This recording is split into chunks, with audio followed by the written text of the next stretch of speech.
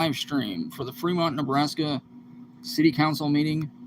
And today we're bringing it to you. And we're going to bring it to you good and hard. I've noticed that they like to turn off the comments. So what I'm going to do is just stream their stream. Base and value you can leave all the comments you'd like. When it comes to the declaration of how much is commercial versus residential. We didn't do that last time, and I looked through all the notes that I could find, and I didn't see that we noted any particular reason to reduce from 80 to 50. Podium. There's nothing in the application for this year that I could see that gives me any indication that something occurred between last year and this year. So I guess I would wonder what the council would do relative to changing what we did from last year to something different this year if we don't have rationale for either. I'm not sure what to do with it, quite honestly, but we didn't approve it at 80 last year. There ain't a lot of whole different ethnicities. Tyler, do you have any recollection on this property specifically from last year or not? I go back and listen to the audio from the meeting prior. I didn't do that in this instance. I vaguely remember that it's a building that was assisting people, and the people who were being assisted were kind of residing on the upper floors, and then maybe the main floor was for servicing the folks that were in the upper floor, and so it was looked at 50, but I could be off base there. But that's kind of my feeling on that property. Okay. And I believe it was also it was renovated recently, maybe as well. So, okay, Councilman Van. I know that the first floor is a doctor's office because I've taken many people there, and they have been fixing the next levels. So I think that they've put a lot of time and a lot of money in the upper floors. So I would believe that they probably are requesting a legitimate 80% because they are living, or I believe they're living on the upper floors, and they have put a lot of time and money into those upper floors. And just that one floor is the doctor's office, and that is all. This channel's going to take off. Councilman Yeager. So the property owner is living on the upper floors that have been renovated some more between last assessment and current, or they are renting to other tenants?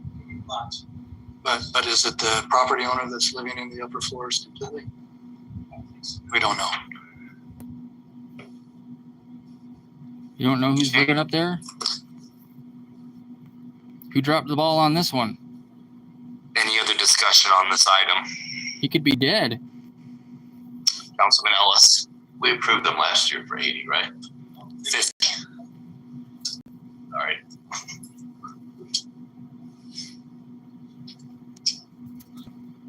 Why don't we do something worthwhile around here? Councilman Yeager. I guess the application doesn't give us any information to work with regards. I'm sensitive to the remodeling that may be going on, and if they're expanding living quarters for owner occupied, they certainly would have a legitimate claim, but we don't have enough information to know that. So I guess I'm hesitant to increase it from 50 to 80. So I guess I would recommend stay at 50. What do you think, Mr. Spellerberg? Yes. Okay. You didn't know what you were getting yourself into, huh? Pretty boring. Okay, motion to keep it at 50% exemption. Is there a second? Councilman Gibson. I'll second that. Okay. Cast your votes.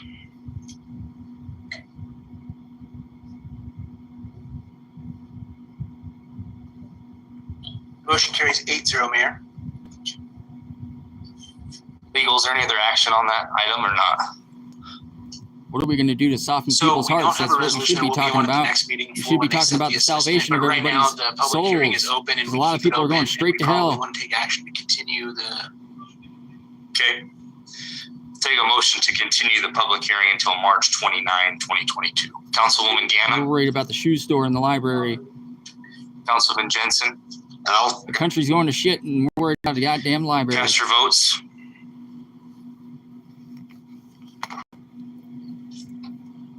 Homeless people carpet surfing out there. Motion carries 8-0, Mayor. Okay.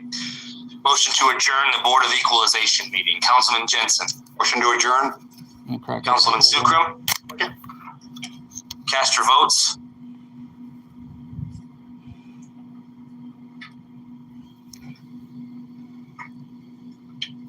Motion carries Sorry, we didn't get. Councilman Yerger, can you vote to adjourn, please? Motion carries 8-0, Mayor.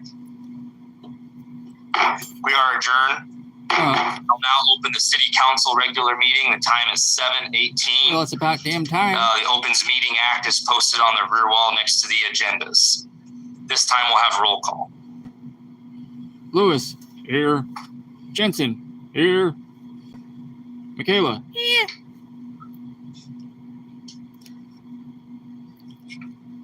Devin. 8 council members present, Mayor. Devin. Where the fuck's Devin? Okay, next item on the agenda is mayor's comments. I just have one item tonight I'd like to discuss. Just bitch him out.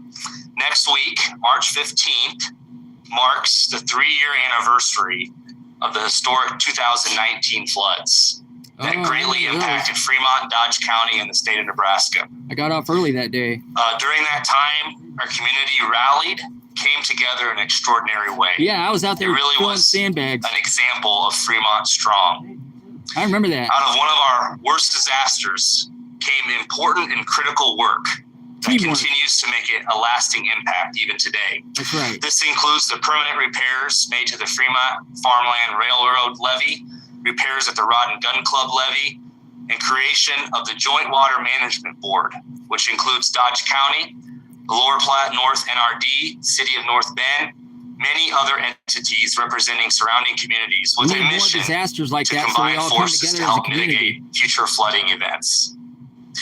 The Joint Water Management Board has raised millions in grant funding to help initiate important studies that will provide critical information as we look to develop future flood mitigation projects. I don't know, Mr. Spellerberg. It's really proven that we are much more effective together than we are apart. And the Joint Water Management Board created the opportunity for area groups as we protect our communities in the future.